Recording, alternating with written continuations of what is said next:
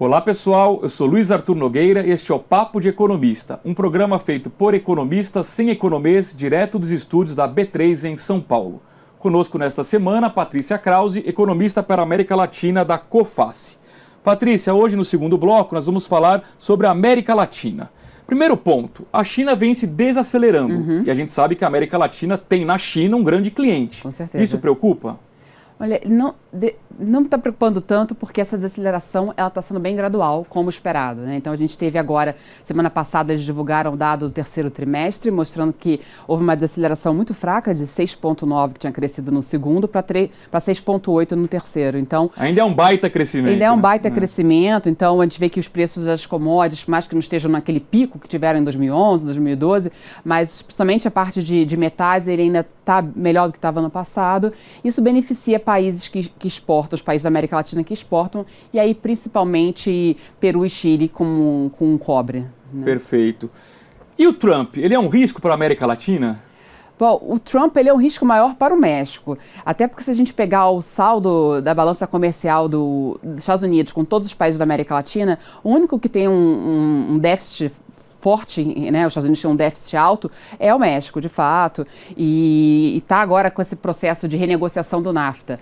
E vai se alongar mais do que esperado. O México queria que isso fosse resolvido até o final do ano, eles já disseram que vai para o primeiro trimestre do ano que vem. Está difícil de chegar a um consenso, mas apesar do Trump ter medidas extremas, ter ideias extremas, ele vai acabar sendo inibido pelo Congresso dele. Ele não tem essa representatividade tão grande. E no pior dos cenários, dizendo que caso o Trump saia do NAFTA, os Estados Unidos saia do NAFTA, o que eu não considero o cenário principal, a gente teria uma grande depreciação do câmbio mexicano, que inicialmente seria ruim para a inflação, tudo isso, mas tornaria o produto mais competitivo. Sem dúvida, com claro. preço mais baixo. Né? Então, perfeito. Por falar em México, tem eleição quando?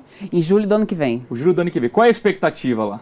Bom, ainda é muito incerto, porque falta muito tempo ainda, mas o que mostra é que o candidato de extrema esquerda, né, que é o Luiz Obrador, é quem está na frente, né, e gera um medo que isso mude todo o processo de um governo pró-mercado, por mais que tenha as escândalos de corrupção, tenha lá os seus poréns, mas que tinha feito grandes avanços, como a gente vê, por exemplo, o lado fiscal deles que melhorou muito, eles fizeram reformas abrindo o mercado de petróleo, do setor de telecomunicação, então foram feitos grandes avanços, é importante que isso continue. Agora, a questão do Trump, a primeira posição do presidente Peña Nieto em relação ao Trump, que foi muito criticada, a questão da violência que está crescendo muito, mesmo prendendo o principal traficante deles, que é o El Chapo, começou a ter uma briga entre as facções, isso atingindo até lugares turísticos, como Cancún, que era considerado livre da violência. Dúvida, Então o turismo também é importante receita deles.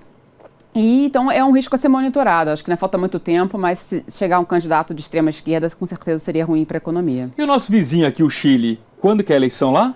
A eleição no Chile é agora dia 19 de novembro. A Michelle Bachelet lá não tem reeleição direta, né? Então ela não é candidata. Ela realmente, o primeiro governo dela foi bem mais positivo do que o segundo.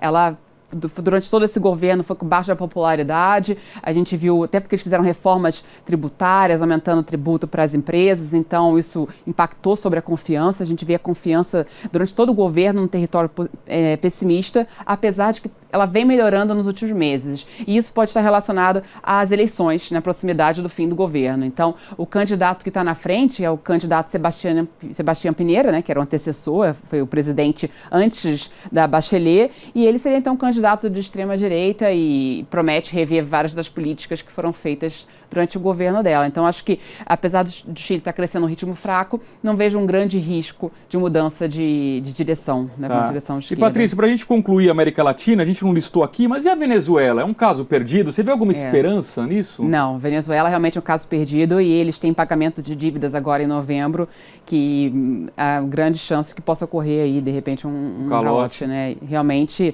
estiveram situação aí triste, né? Triste.